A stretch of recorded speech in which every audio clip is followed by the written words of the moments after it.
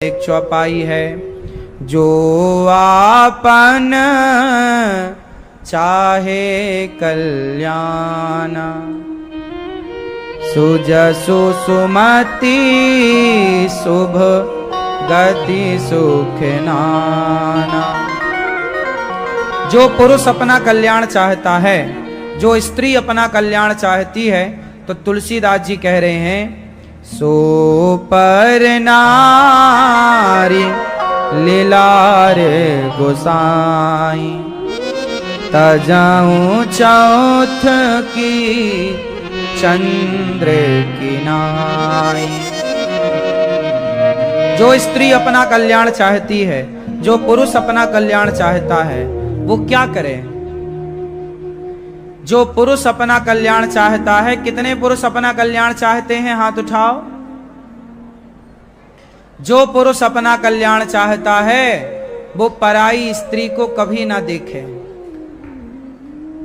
और जो स्त्री अपना कल्याण चाहती है, कौन कौन चाहती हैं? तो आप पर पुरुष को कभी ना देखें। तो कोई बोला कि महाराज जी ना देखें, ये कैसे हो सकता है?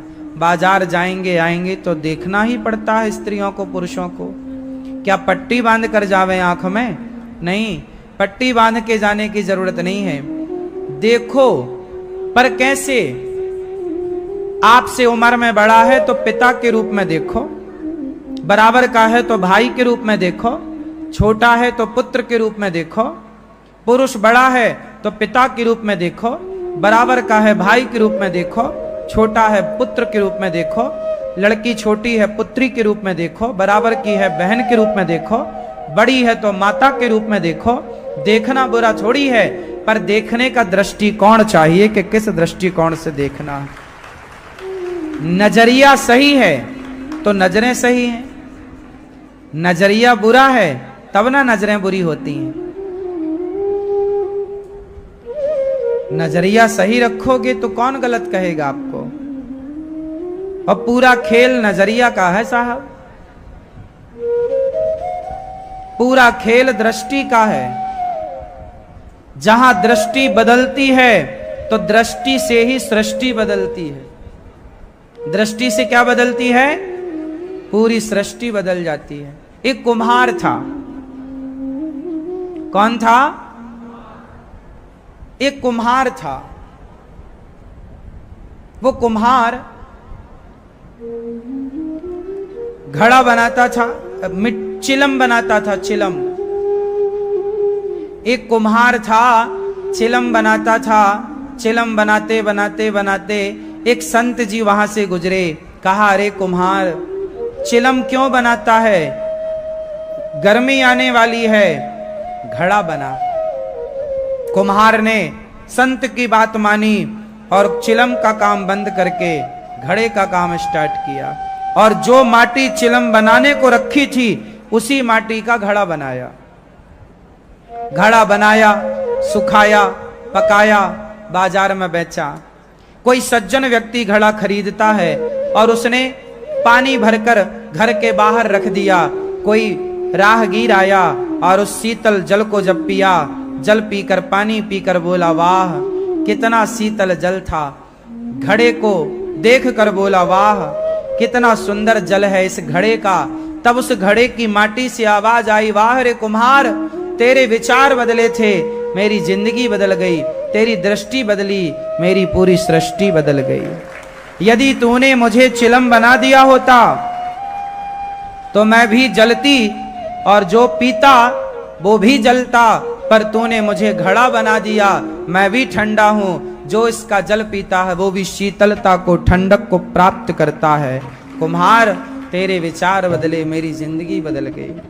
सृष्टि बदलने का सिद्धांत है, दृष्टि बदलो। सृष्टि कैसे बदलेगी?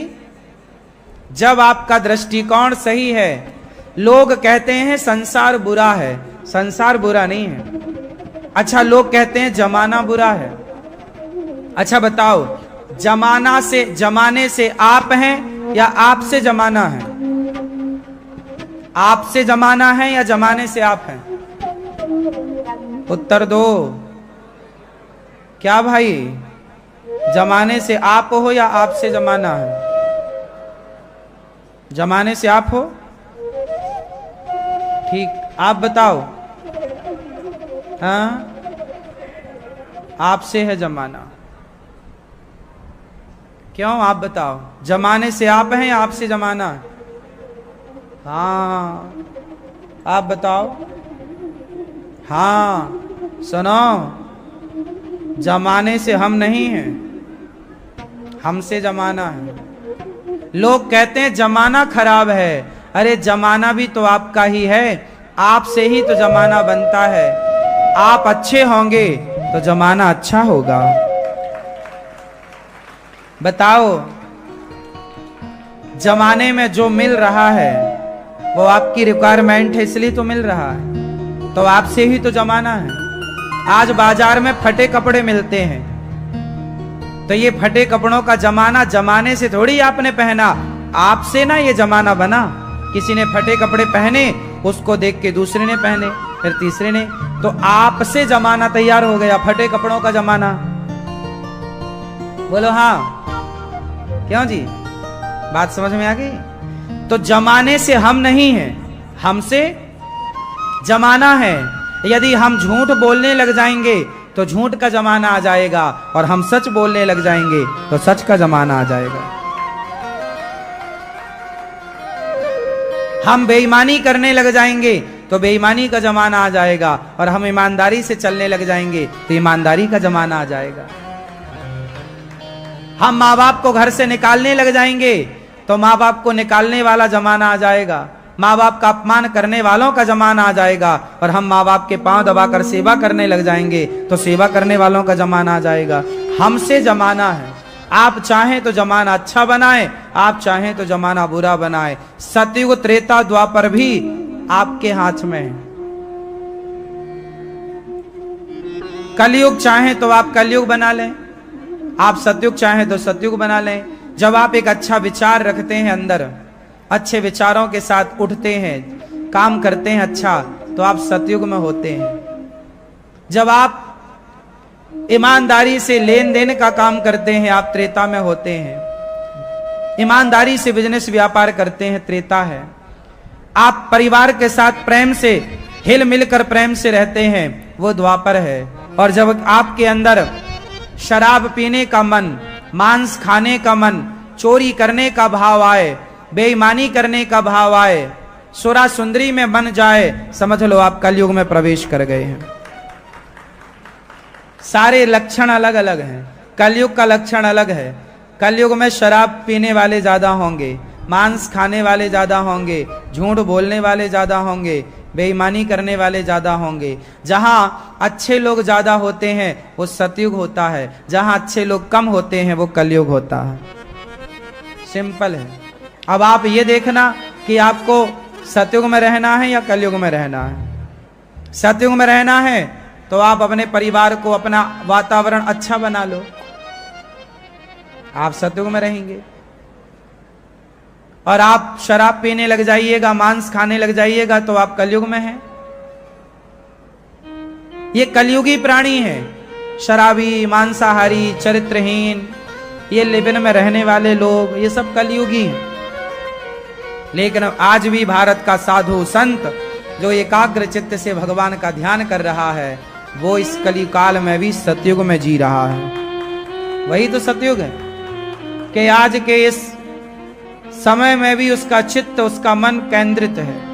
आपका मन आपके वश में नहीं है, मतलब आप कलयुगी प्राणी है। और जिसका मन उसके वश में है, कंट्रोल में है मन, वो सतयुगी प्राणी है। हर युग में, चारों युग में चारों लोग मिलते हैं। सतयुग में भी कलयुग वाले लोग मिल सकते थे क्या नहीं थे? क्या त्रेता में रावण जैसे लोग नहीं थे? ये कलयुगी लोग तो था। रावण कौन सा सतयुगी था? वो भी कलयुगी था। द्वापर में दुर्योधन, ये कलयुगी, साक्षात कलयुग का अवतार दुर्योधन है। तो हर युग में हर युग होता है। आप यदि इस गलतफहमी में हैं कि ये तो कलयुग चल रहा है, तो आप गलतफहमी से बाहर आइए। कलयुग नहीं है ये। आप चाहें तो इसे सतयुग बना सकते हैं। आप चाहें तो एक अच्छे वातावरण में आप रह सकते हैं, अच्छे माहौल में रह सकते हैं। सच्चाई अच्छाई के साथ जीवन यापन कर सकते हैं। जब आपके अंदर झूठ का प्रवेश ना होगा, छल कपट का प्रवेश ना होगा, तो कलयुग की ताकत नहीं कि वो आपका बाल भी बांका कर सके। जब आपके अंदर झूठ कपट छल प्रवेश करता है, तब फिर कलयुग आपको नाच नचाता है, वरना कलयुग आपका बाल भी नहीं बिगाड़ सकता, बाल भी बांका नहीं कर सकता। कलयुग बहुत अच्छा युग है। इस कलयुग में भगवान का ध्यान करने वाला यदि है तो कलयुग से परेशान नहीं करता। कलयुग केवल नाम आधारा, सुमरि सुमरि नर उतरहि पारा। मैया तो सो गई हमारी, जगाना मत मैया, जगाना मत। देखो बढ़िया सो रही मैया, काहे जगा दी? सो लो मेरी माँ, घर से लड़ झगड़ के आई हो, हैं?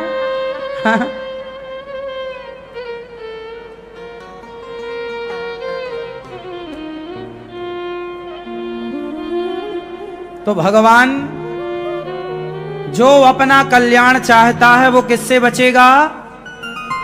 पराई, जोर से, पराई स्त्री पराये पुरुष में जो उलझा कलयुग का आदमी है, वो कलयुग की पार्टी का है। और जो पराई स्त्री पराये पुरुष में मन नहीं लगाता वो सतयुग का आदमी है, वो सतयुग की पार्टी का है। पराई औरत से बच के रहिएगा। पर नारी पैनी छुरी, पर नारी पैनी छुरी, तीन तरफ से खाए, धन हरे यौवन हरे और घोर नरक ले जाए। पराई स्त्री नरक का द्वार है, पर पुरुष नरक का, नरक जाना है तो पराई स्त्री के चक्कर में पड़ो। आप में से कोई पड़ा तो नहीं है? एक लड़का मेरे पास आया भी कुछ 4, 5, 6 दिन पहले, बोला गुरुजी हमें बचा लो। हमने कहा क्या हुआ? बोले हमारी पड़ोसन हमें रोज बुलाती है, हम चले जाते हैं। हमने कहा पड़ोसन बुलाती, उसका पति है? बोले है। हमने कहा उसको पता है? बोले थोड़ी थोड़ी पता है, पूरा पूरा नहीं। हमने कहा कि तुम चक्कर में क्यों पड़ गए उसके चक्कर में? बोले गुरुजी हमारा मन नहीं मानता। हमने कहा कि भाई यदि तुम्हारा मन नहीं मानता तो तुम्हारे मन ने तुम्हें चरित्रहीन बना दिया। मन को इतना आजाद क्यों छोड़ते हो कि आपका मन, आपको रावण का सर्वनाश किसने करा दिया? रावण के मन ने। मन हुआ चलो चुरा लाते हैं दूसरे की स्त्री को, मन हुआ चुरा लाया। और जब मन की बात आप मानते हो तो मन सर्वनाश कर दे। रावण का सर्वनाश मन ने तो कर दिया। तुम्हारा मन हुआ, तुम चले गए। अरे पराई स्त्री को स्पर्श करना पाप है, तुम उसके संग रह रहे हो, इसका दंड अब तुम्हें ईश्वर देंगे। वो स्त्री भी कैसी है जो अपने पति के होते हुए पर पुरुष को बुलाती है। आप लोग अपने मन को थोड़ा कंट्रोल करो। ये जितना भी आज गंदगी फैल रही है, ये सिर्फ इसलिए कि लोगों का मन कंट्रोल में नहीं है। पहले के लोग तुम्हारी तरह इतना पढ़ते नहीं थे। पहले के लोग अपने मन को जीतने पर समय लगाते थे। मन को जीत लेना ही सबसे बड़ी शिक्षा है। मन को कंट्रोल करने वाला सबसे ज्यादा पढ़ा है।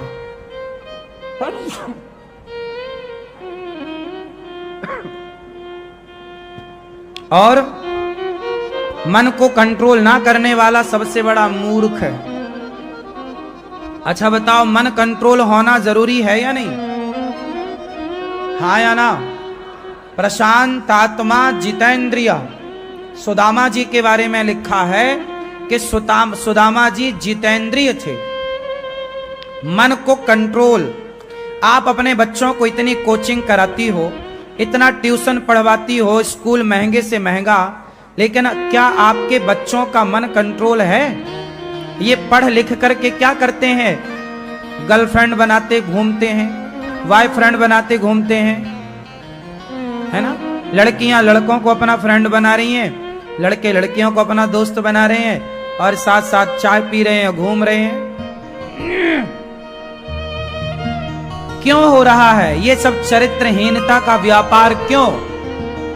क्योंकि आज लोगों का मन कंट्रोल नहीं। क्यों? गलती किसकी है? कि आज की शिक्षा ने मन को कंट्रोल करने की कोई पढ़ाई स्कूलों में है ही नहीं। बताओ स्कूलों में क्या पढ़ाया जा रहा है? मन को कंट्रोल कैसे कर सकते हैं, ये कौन पढ़ा रहा है?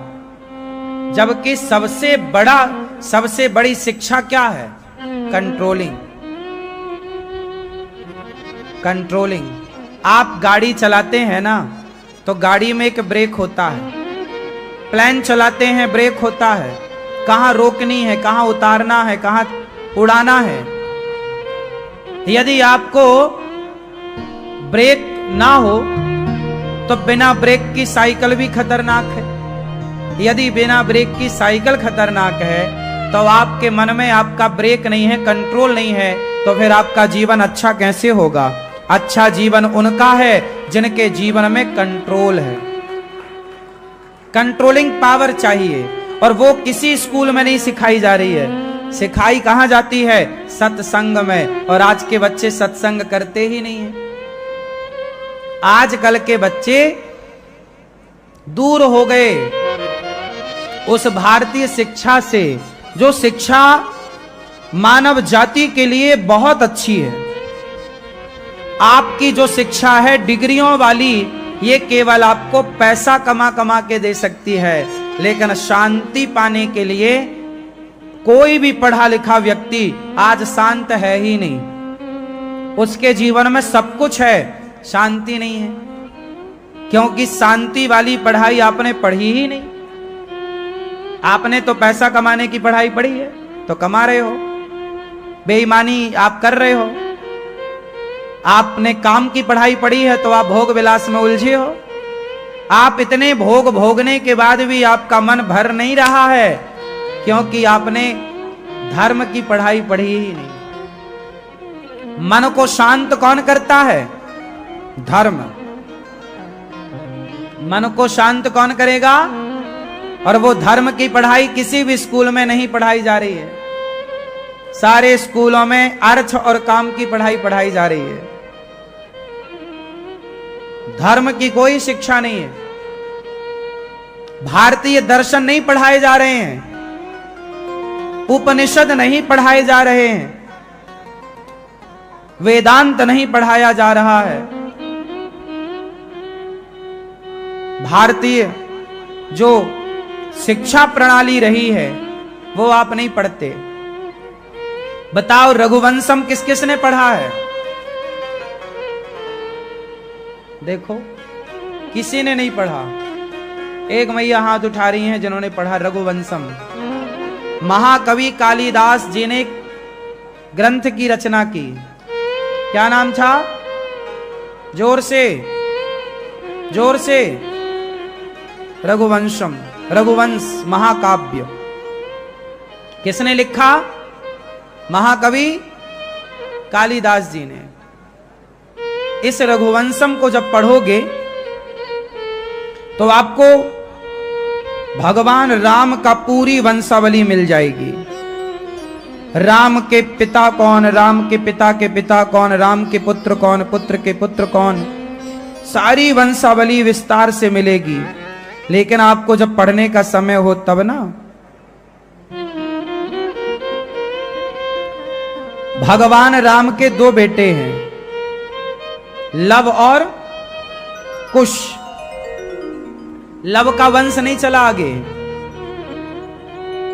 लव का वंश आगे नहीं चला, कुश का वंश चला। कुश के पुत्र हुए हैं अतिथि, अतिथि के पुत्र हुए हैं निषद, उनके हुए हैं नल, नल के पुत्र हुए हैं नभ। ये राम की वंशावली है। फिर नभ के पुत्र हुए हैं पुंडरीक, पुंडरीक के पुत्र हुए हैं क्षेम धनवा, क्षेम धनवा के पुत्र हुए हैं देवानीक, देवानीक के एक बेटी हुई और एक